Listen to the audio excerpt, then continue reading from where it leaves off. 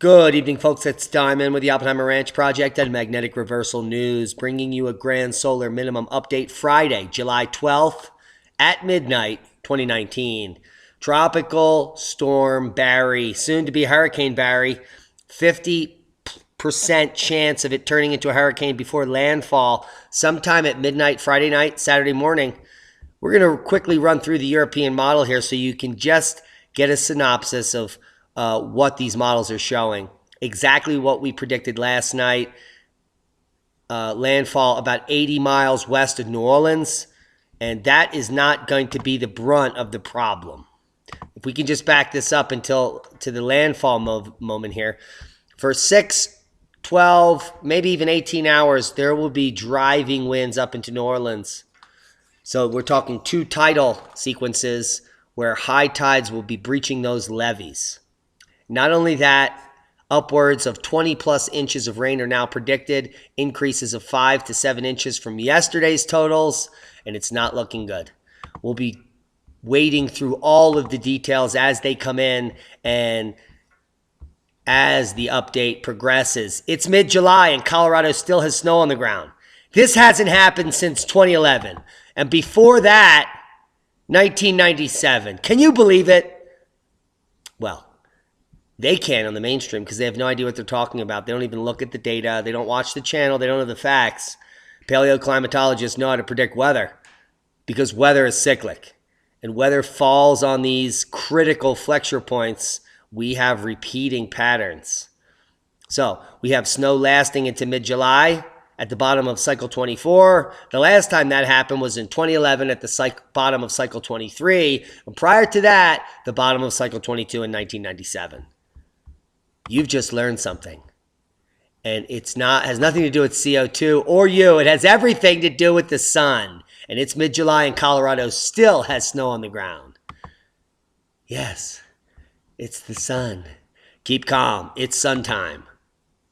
Tropical Storm Barry forms in Gulf. Louisiana goes into state of emergency. Shelves are emptied. People are sharding their pants and they have no time to leave. They got to batten down the hatches. We're talking an inundation for hundreds of square miles. Here's the update at 8:32 p.m. Eastern. Tropical Storm Barry formed in the Gulf of Mexico on Thursday. It could become a hurricane late Friday, the National Hurricane Center says. Survey says. Forecasters say the storm could bring a storm surge and heavy rain to Louisiana. Of course it could. Barry is now predicted to become a Cat 1 hurricane shortly before making landfall Saturday morning. Its maximum winds are expected to reach only 75 miles per hour. But kids, officials are warning of perilous flash floods and other hazards, and we will be covering that if you stick with us. It's inevitable. Keep calm. Be prepared, not scared. Here's the Asian version. Do a dab. Tropical Storm Barry is approaching the Gulf Coast and is expected to land in Louisiana on Saturday.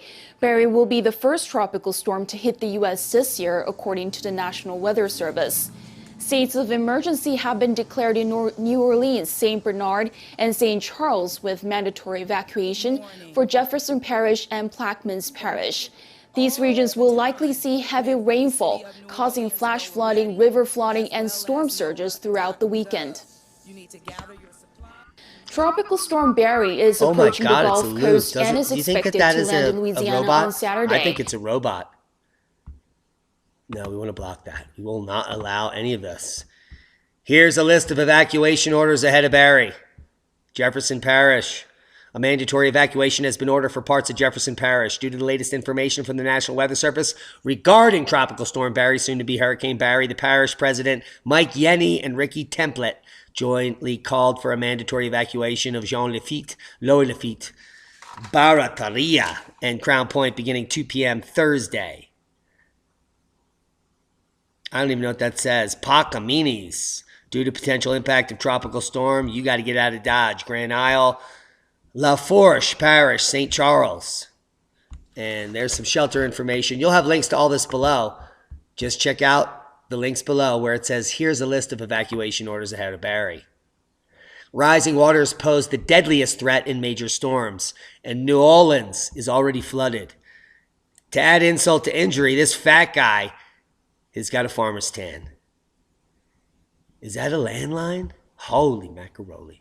As Tropical Storm Barry continues spinning towards the Gulf Coast, authorities fear that fat people will be on the phone electrocuting themselves in knee-deep floodwater. This surge could destroy houses, flood cities, and kill indiscriminately in Louisiana. No doubt. There is a danger of life-threatening storm surge inundation along the coast of southern and southeastern Louisiana, and we'll get to that. We just had to show you the fat. Tropical Storm Barry. Boom! Let's reopen that. We just erased it. We were so excited by the fat guy in his cut-off sweatpants. We didn't know what to do. Good times. Here is the current track of Barry, and the National Weather Service has now downgraded it, predicting it's only going to be a strong tropical storm as it makes landfall, which means winds will be less than 74 miles per hour. Hours of power, but that's not the threat. East of the eye of inundation will be an inundation of all its own. Storm surge, 20-plus inches of rain, and we'll get to that. Current information coming from the center, 27.8 north, 83.3 west, maximum sustained winds at 45. Good news, moving at west at 3 miles per hour. Barry is expected to make landfall 1 p.m. Saturday. We predicted to hit a little earlier, but the newer models showing a potential for it to sit back here off the coast and intensify after a lull. So people are going to be lulled by it coming across here, and it's going to drop back down and then come back downtown. Just like that. Just like I said it. Now, here you're looking at the U.S. rainfall QPF from WPC. Nobody knows what that means, but we said it. 20-plus inches in the purple, you're schmurple. If you're in the pinkish region, you're still stinkish. And red, you better sandbag the shed. It's all over your head. 10-plus inches, 10 to 20-plus inches for hundreds of miles on the coast. Inland, almost 100 miles as well. So we're going to see this entire portion of Louisiana, potential for major flash flooding, loss of life, damage to property, and complete fluxation. That's their situation. The greatest flash flood risk over the next 3 days in this pink zone. If you own a home in this zone, which is thousands upon thousands of people, I hope you're not by a creek. All these links are at the NOAA Hurricane Center website. All links will be below for Tropical Storm Barry. Potential storm surge flooding map is extremely interactive and takes up lots and lots of bandwidth. But basically, you're looking at flooding from Baton Rouge to Houston in some sense. The major flooding is going to be near Louisiana. And if we can just bring in the inundation map, hopefully they'll actually give us some data. Here it comes. Yes, nothing. Just as we suspected. Well, we'll leave this open. We'll check it later. Probability of tropical storm force winds, 90 to 100% in the purple region. As we make landfall, only a small swath of maybe 50 miles per hour, 70, 80% for tropical storm winds. But it's going to be windy, kids. No diggity, no doubt. Seismic update. No quakes of note. California still rocking, 3.3 in Little Lake, California. We see a slight uptick today. A little coming up of the coming ups. So this is not over. And as we noted, there is a transverse crack here. So we have energy going this way and this way. Holy macaroni. Look at that. Look at that. That is truly a cacophony of quakes. Yes, I said it. Space weather news update. That coronal hole coupling, which sent us into geomagnetic storm, is calming down. And we are exiting the 180-degree phi angle, thankfully. Dropping down a little bit. But we were in there earlier, so still in the danger zone. Keep calm. The inundation map still isn't working. Worldwide volcano news update. Popo, Kerinci, Sangay. Sangyang API, Manam to 12,000 feet. Popo to 21,000. It's 4 miles, kids. And Sangay API back on the radar at 7,000 feet puffing. Kerinci puffing to 13,000 feet. Puff, puff, pass. And Sangay, yeah, that doesn't mean you are gay. That's puffing too. Fuego, Chivaluche, and Ducono also on deck. Did you know solar weather has real material effects on Earth? Did you know I put on a special shirt for tonight's show?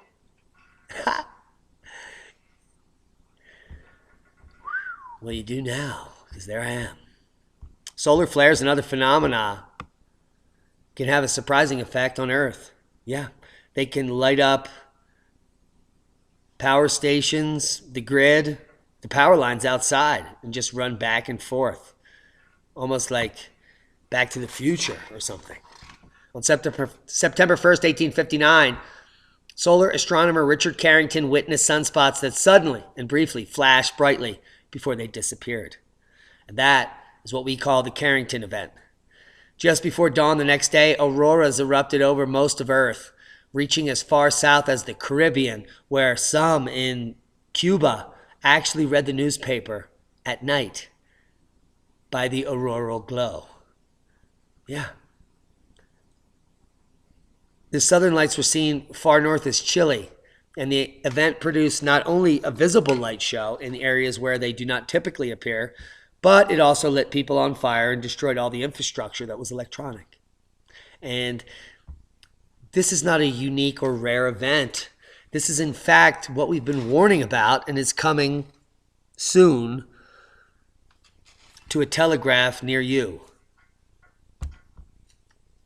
Links will be below. Now, did you hear about the Nature article that suggests a grand solar minimum lies ahead? This is coming from Southgate, the amateur radio news channel. And they're picking up what we're putting down. But in the end here, they say, as propagation buff and contester Frank Donovan, W3LPL, observed, it's very uncertain if Zarkova's forecast is correct. But as usual, the forecasts of the next solar cycle are all over the map. And let's hope these scientists are wrong. Apparently, they didn't do their homework and find out that Zarkova was one of the only two solar scientists that were correct in predicting what happened with cycle 24. So we're going with her on 25, 6, and 27. And here, Nature article suggests a grand solar minimum lies ahead. There it is. Come check it out. Do your own research. Japan just landed a spacecraft on an asteroid. And the photos are nuts. Like balls to chin. That nuts. I said it. I'm sorry. The life of an asteroid is lonely. The rocks spent eons drifting through the cold vacuum of space. But on Wednesday, an asteroid, Ryugu, welcomed a special visitor. Japan's Hayabusa 2 probe successfully landed on the asteroid's surface at 2106 ET on Thursday for the second time, after it blew a hole in the side of it so it could get the freshies. Yes, it's true. The probe reached its destination June 2018, then got to work making observations, measuring the asteroid's gravity, and rehearsing the touchdown. It blasted the asteroid with a copper plate and a box of explosives in April in order to loosen rocks and expose material under the surface. Then successfully landed again on Ryugu last night to gather up the rocks and soil debris of the fresh surface.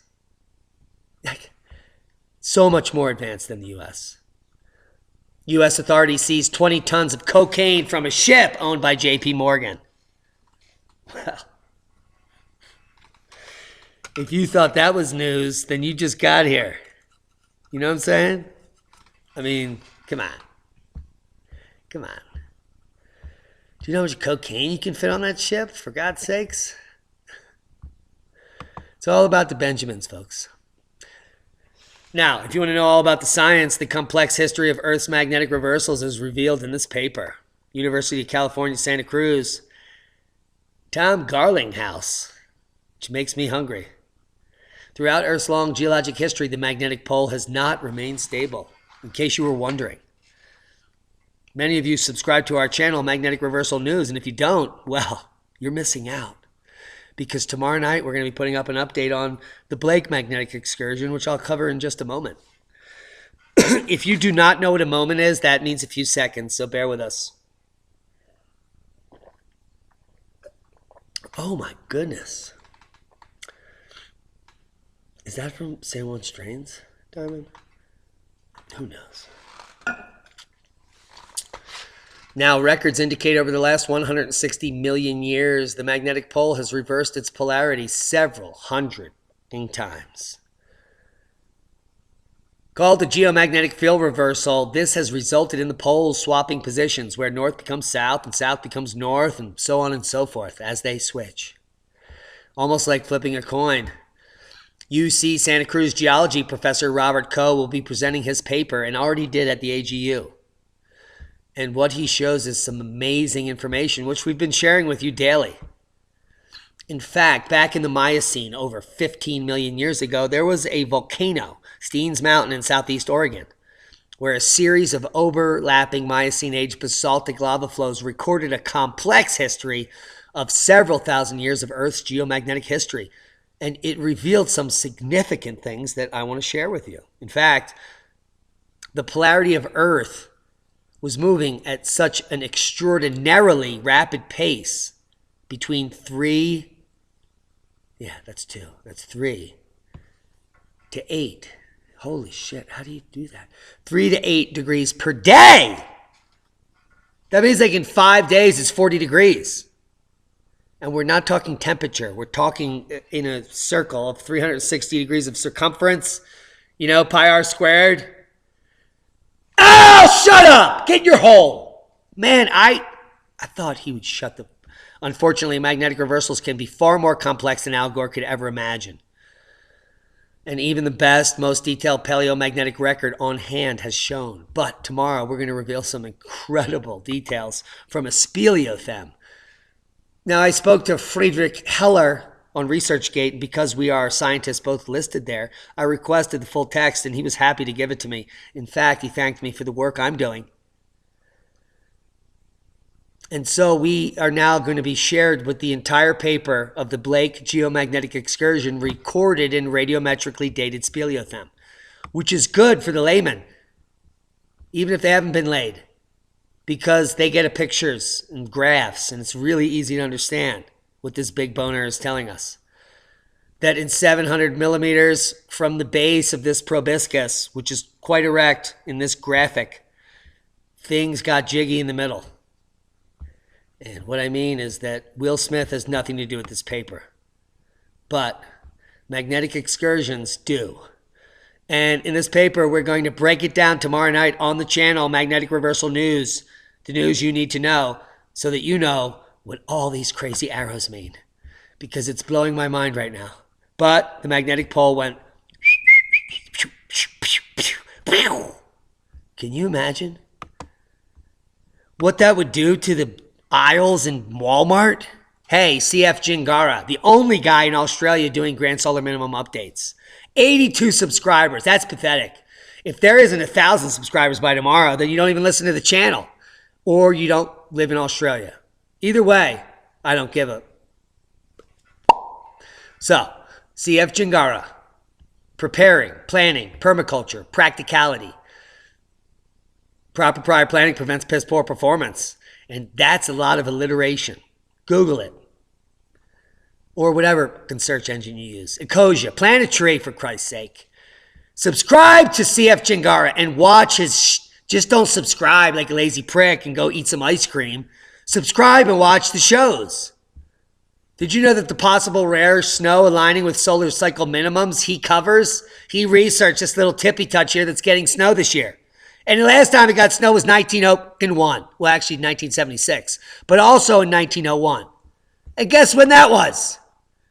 Here. Yeah, and right here. Right there. And right there. Like swimwear. And we call that science. And we need you to keep calm because it's being exposed right in your pantyhose. And the flood inundation will not load. But you're going to be inundated with information at CF Jingara if you subscribe and you watch his shows. Watch the videos. Click videos and fucking watch them. Whew. Well, if you don't have time to watch videos and all you can do is read, then you might as well get the most comprehensive book on the Grand Solar Minimum ever produced. Thank you, Mr. Divine, a.k.a. Adapt 2030, a.k.a. Anunnaki David. The Climate Revolution, the Grand Solar Minimum, is the most comprehensive ebook on the topic. Never before has information like this ever been available to the public for such a small price. Understand, prepare, adapt, thrive. Do it now. Do adapt. Buy the book. It's linked below. We said enough. Thank you to the 110 people that already bought it. We need 110 more. If you think you know what I said, that you think is what I said that came true, then you're right. Because that's what happened. It's going to continue to happen. We're not here to scare you. We're here to prepare you. And I wore a shirt, special one. Yeah. Share this with like-minded people. Put on your Easter best. Are you farming? What is that? Are you farming?